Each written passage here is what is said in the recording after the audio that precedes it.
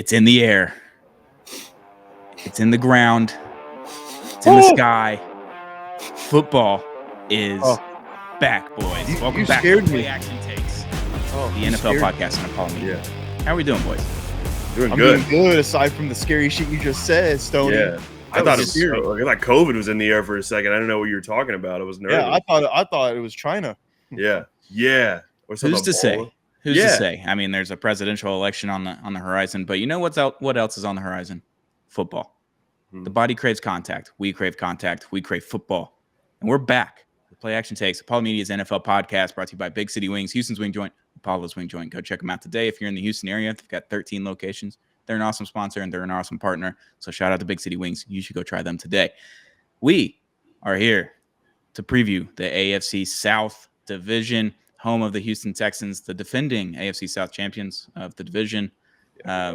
We'll just go ahead and kick it off with them, boys. How are we feeling about the Houston Texans? Their over-under is 9.5. We were talking pre-show, Garrett, but it's free money. It's free money. You smash that over. I'll just say it right now and get it out of the way. That's an insane line. That's just a crazy line. Say that the line is less than the win total that we had last year. Mm-hmm. If you don't even count postseason, we actually we won 11 games. Mm-hmm. That's crazy talk. That's just crazy talk. That's free money, like Noah said. Yep. Yeah, it is. I got these off of FanDuel, not sponsored. Just typed in NFL teams over under, and it was the first one to pop up. So congratulations, FanDuel. Your Google algorithm is working, but these are all from FanDuel. So if you're questioning where they're coming from, that's where they're at. Houston Texans over under 9.5 wins. Yeah, it should be an over. Like another year of CJ Stroud. He's a sophomore. You added some pieces. Let's talk about those. Stephon Diggs. A lot. Oh, yeah. Daniil Hunter and Danico Autry on the defensive side of the ball, but you get your quarterback another pass catcher when he already had Nico Collins, who's the most underrated wide receiver in the NFL. I'll say it right here, right now for you boys. Mm-hmm. You got Tank Dell, who's a slot monster. He's incredible. He's already got all the chemistry with CJ Stroud, and now he's coming back off of an injury and off the field issue that happened this offseason, which is crazy that he's just back at practice 2 days after getting shot. By the way. He was talking about it. It was through and through. It wasn't grazed. He got shot in the leg, and it came out the other side. No structural damage, and then he just ended up hanging out the next day, playing around and playing football and stuff. Many men. It's insane that he just was like, "Yeah, I'm good. I'll go back to football today." So I'm happy he's okay. So you get Tank Dell back. Now you add Stephon Diggs to that mix with Dalton Schultz. You've got weapons all over the field for CJ Stroud, as long as the offensive line can stay healthy, which has always been a problem for our teams, and it's not been fun. And then you did lose Devin Singletary, but you added Joe Mixon into the running back room. So it's upgrades. You're not losing anything there. You're definitely probably gaining something, and you get another pass catcher in Stephon Diggs. And is Stephon Diggs the same guy that he was in Minnesota? I can't say that, but he's still good. He's still a very good wide receiver. Hey, man, last year at one point he was on pace to have 1,500 yards before they got into OC in the middle of the year. So no, he's one of the most consistent players in the NFL, has been from his time in Minnesota to Buffalo, now in Houston, with probably the best quarterback he's ever played with coming in. I mean, I know Josh Allen is no scrub, but I think CJ, from a quarterback perspective, from a passing perspective, is just better in every way. So, yeah, absolutely. You bring Diggs in, and I think that was the move of the offseason. But you even mentioned Daniil Hunter on the other side. You didn't even mention Azeez Al-Shaair at linebacker. I couldn't spell his name off the top of my head. I knew he was there, and I just didn't attempt to put it in our Google Doc. Understandable. Yeah, I didn't bother to Google either. I was Googling too much. Joe Mix, dude. The dogs. Cam Akers is a sneaky move. That he's the guy we brought in that kind of no one cared about. And then in the preseason so far, I mean, there's people saying he's going to be RB2 in front of Pierce. We talked about that on Off the Gridiron, so we'll see how that goes. But no, the Texans made all the moves that we had a dream offseason. Really. I mean, I just can't even believe what they did, what Nick Caserio was able to put together. 1,000-yard rusher, 1,000-yard pass catcher, and a 10-sack guy. Mm-hmm. Added all those guys, and a 100-tackle guy from Tennessee with, I mean, Danico Autry had 11.5 sacks last year. Danico Autry had a huge year. One of the more underrated players in the league, and so that move was under the radar, but he's going to be, obviously, Danico is serving a 6-game suspension, so we won't see him till week 6, but whenever he gets back, I just know he's going to be a big game changer. And then just everything D'Amico Ryans touches turns to gold on the defensive side of the ball specifically. So everyone's going to be it's going to be a good time. Oh, keep your pants on, bud. Hey, I don't want to. I'm tired of it. I can do whatever I want, and I've been waiting for this my whole life, and so is Garrett. We're ready. We're here. 9.5 wins is chump change. Smash the over. You could just take 12 wins, and it's probably going to be an over of that too. So, yeah, I think one of the biggest things that you mentioned was that D'Amico Ryans, it's year 2 under his system, under his tutelage, and as a Miami Dolphins fan, I experienced that last year with Mike McDaniel. Everything got a little bit crisper, a little bit cleaner, and it's still a work in progress year 2. But year 3, I would expect that he's going to go off the deep end and just go crazy. Like, it's going to be magnificent. So D'Amico Ryans getting an extra year of coaching. I mean, he's a second-year head coach. So the same thing. He's learned a bunch of things over the offseason. He learned a bunch of things last season. He's going to put into place a bunch of new things that he's learned. And I mean, when you add Daniil Hunter and Danico Autry on your defensive line to add to Will Anderson, not a bad deal. Not a bad deal. Pretty good. Pretty good. So, yeah, I'm with y'all over on the Houston Texans at 9.5 wins. They're going to get 10 minimum. Their division isn't the strongest. It's not the weakest, but it's not the strongest. So I think you can wrap up the division pretty quickly, honestly. I think you can get there like week 13, week 14. Just go ahead and call it a day, and then I think then it's about seeding. I think until about a certain point, we might be 10-0 to start the season. That's what I was about to bring up. I mean, I'm not saying 10-0. That's I could see that, but I mean, I think we can get out of September being 4-0 easily. I mean, we have the Colts, who are, we'll see Anthony Richardson. We'll see what he can do, but they're still the Colts at the end of the day. They're kind of figuring that out. Then you got the Bears with a rookie quarterback. Caleb's going to have some sort of adjustment period. They're going to be a good team, but early in the season, we should be able to handle them. Then we got the Vikings with Sam Darnold at quarterback, so who knows how that's going to look. That could be 3-0, and then Jacksonville at the last game in September. And the Texans own Jacksonville, and Trevor Lawrence is dog water. So, is that one at home? That one is, at home. I think that's your one loss in September. Yeah, I don't know why y'all lose to Jacksonville at home. I don't know. It seems like it's just a trend. We will not lose to Jacksonville. I hope not.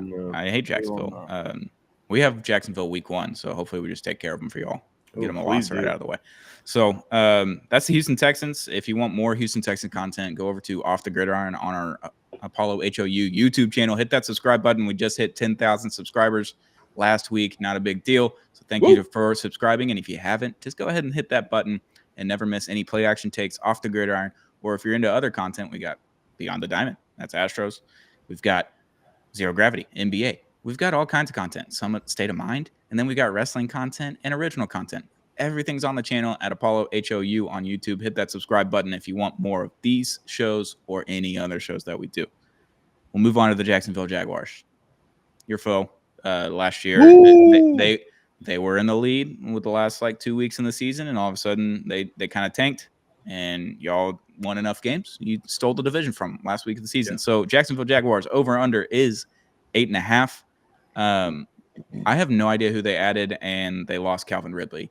Does it matter? Gabriel Davis, Brian Thomas, I guess. Yeah, they did get apparently Brian Thomas. I like Brian Thomas. I like him.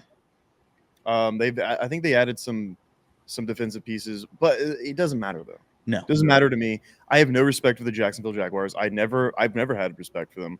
You could trot out number 1 overall pick Trevor Lawrence all you want. They ain't gonna do anything with him.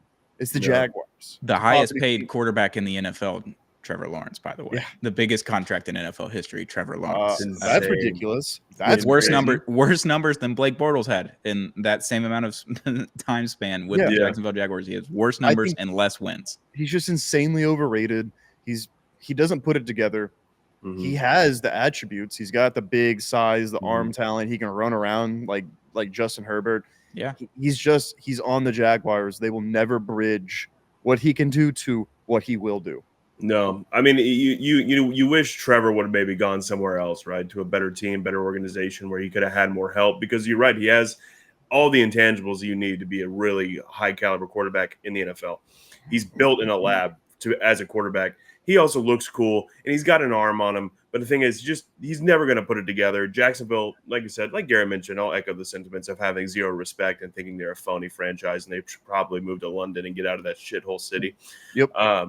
But at the end of the day, I've been kind of waiting for this Trevor Lawrence thing to happen, and then last year was the last chance he was going to get from me, and he just couldn't do it. Yeah, he'll have some good games. He'll put together a good some wins, but at the end of the day, he's not going to beat C.J. Stroud. He's going to be C.J. Stroud's little brother for the rest of his career, unless he gets out of Jacksonville. And yeah, no, I just don't see them putting together. Now, what's their line? 8.5 win-wise? 8.5 wins.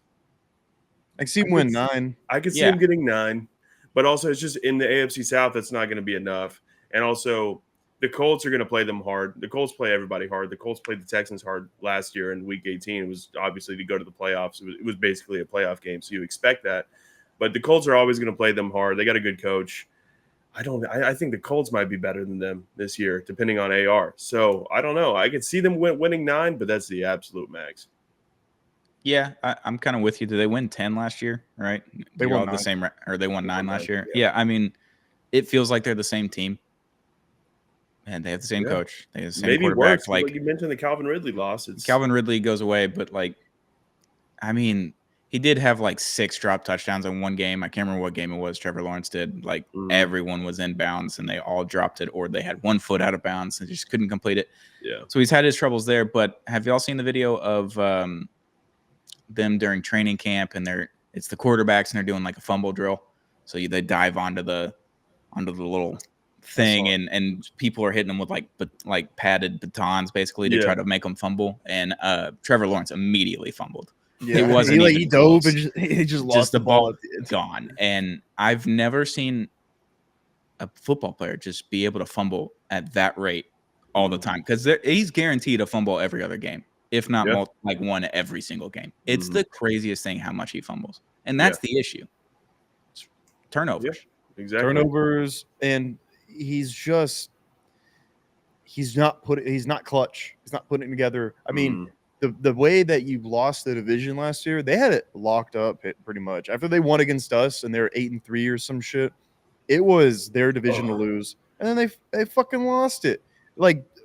Honestly, they could have gotten to the playoffs. They could have won the division, gotten the playoffs if they just would have beat Tennessee. They didn't. Or the Cleveland game that they had a lead in. Yeah.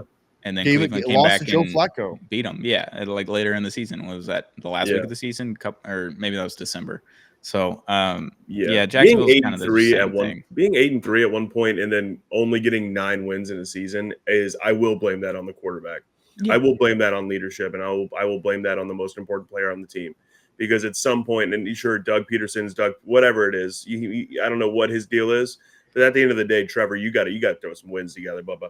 8-3 and finishing out with 9 wins is just unacceptable.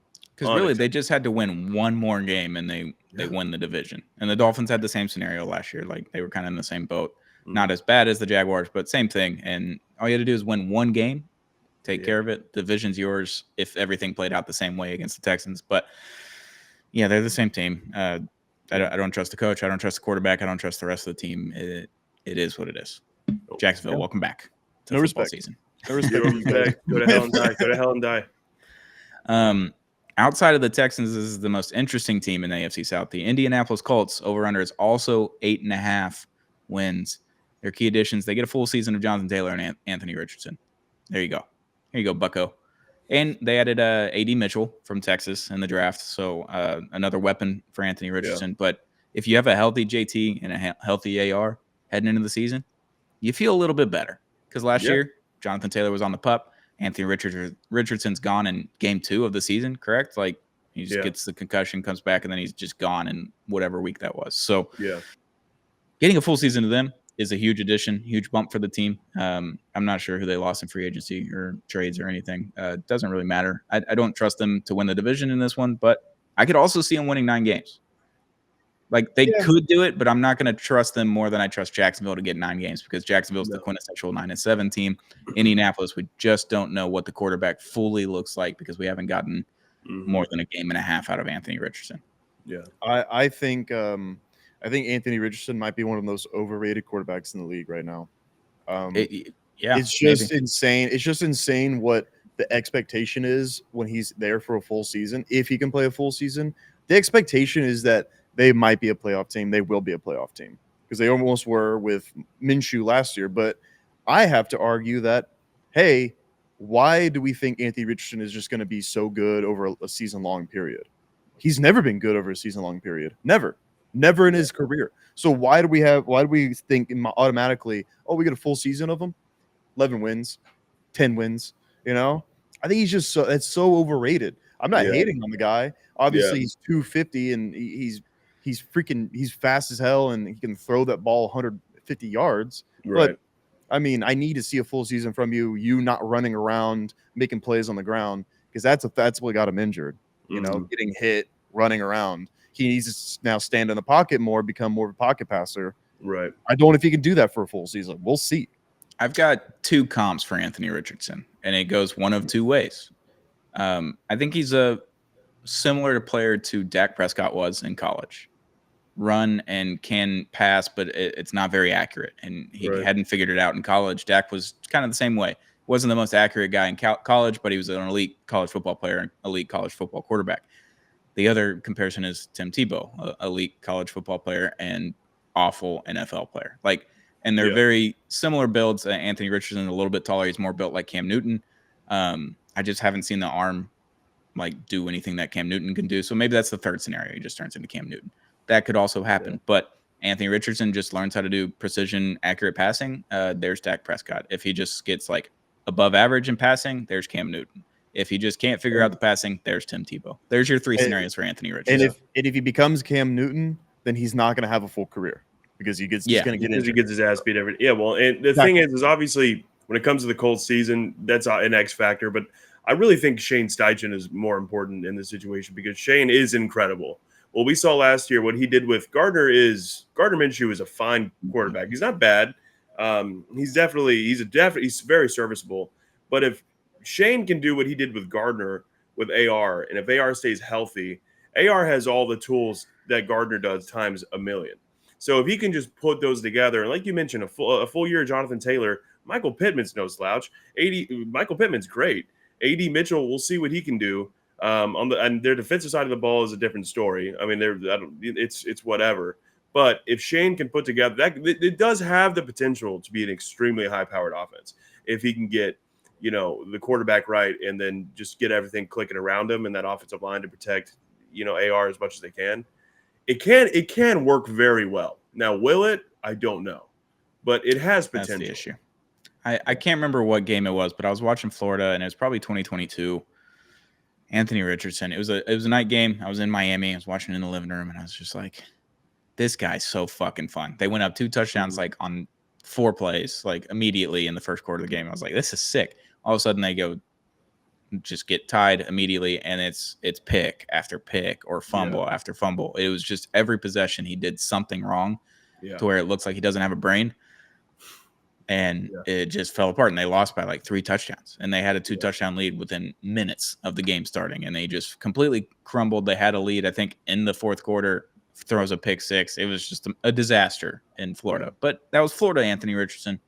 We'll see what Indianapolis Anthony Richardson. We didn't get enough of Anthony Richardson to see if he was still Florida Anthony Richardson. That's all I gotta say. We have no idea. We got a game and a half, and it looked really fucking fun. But other than that, we don't really know.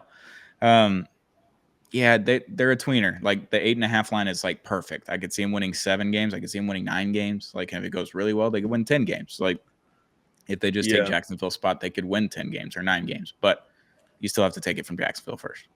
So I'd probably take the under on that. I think it's more likely that they're still putting it together because this is AR's rookie year So basically, there's still gonna be growing pains. So I would take the under, but you're right. It's a really good line. I think 8-9 is likely. Maybe 9-8. There could be 2 9-win teams in the AFC South, Jacksonville and them.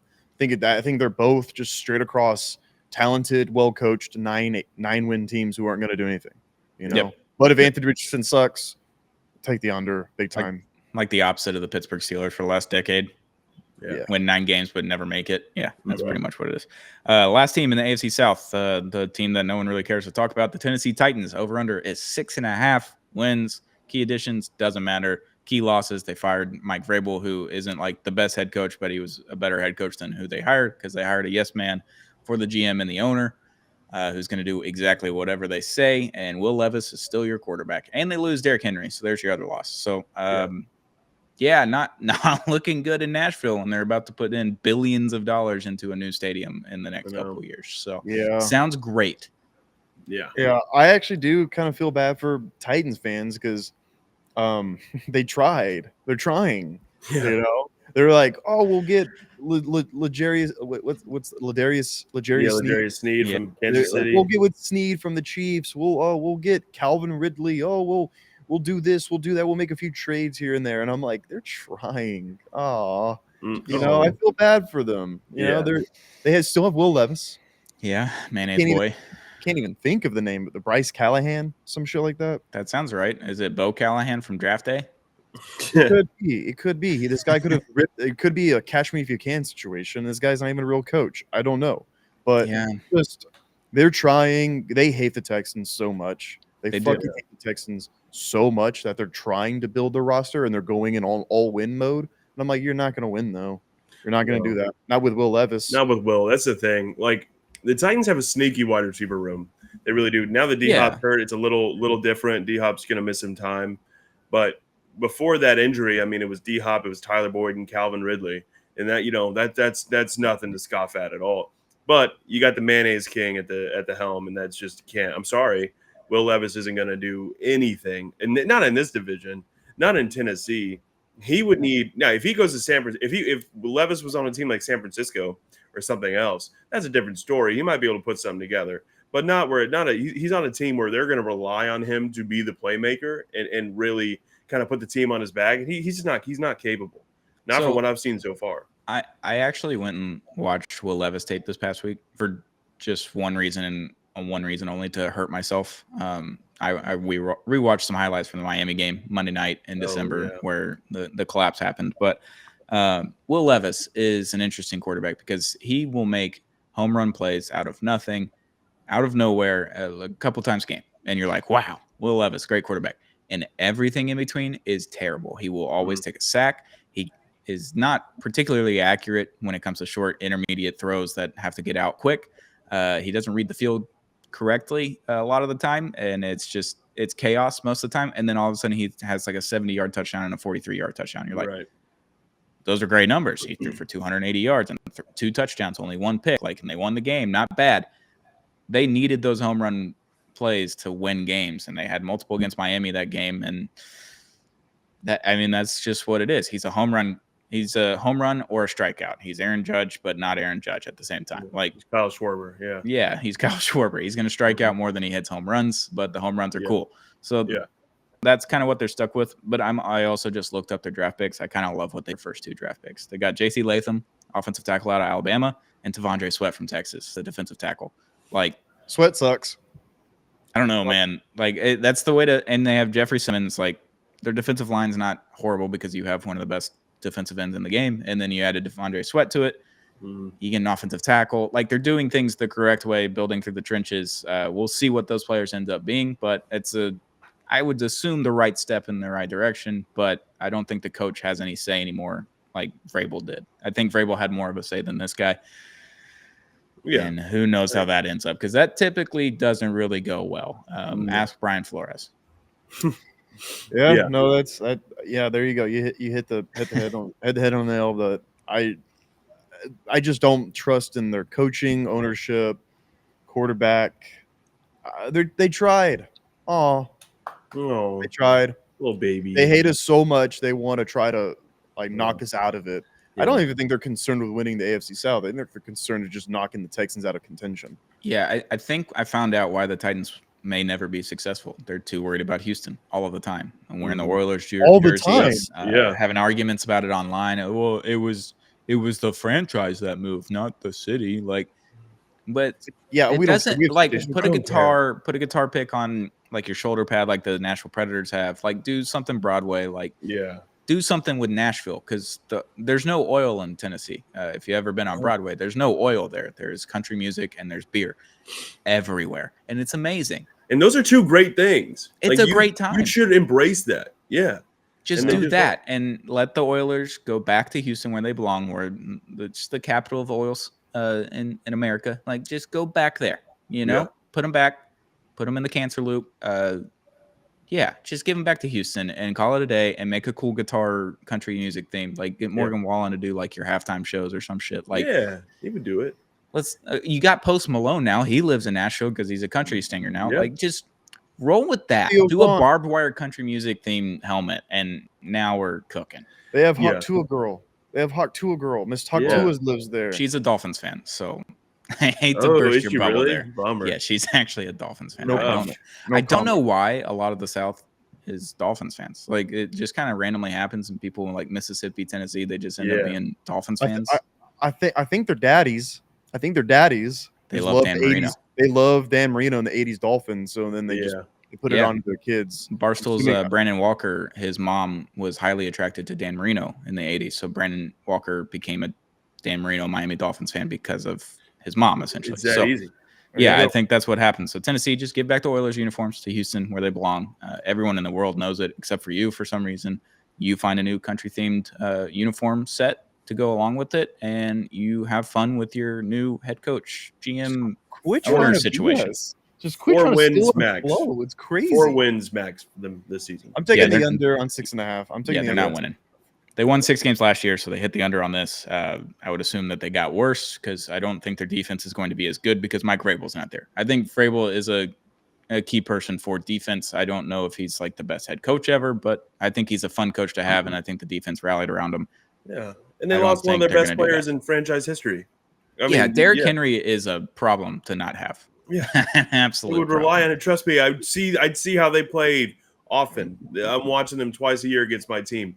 That was their team. Derrick Henry was their team. They got Tony Pollard. That worked out really well last year for the Cowboys. That's the number one option. Good for them. That's IJ Spears.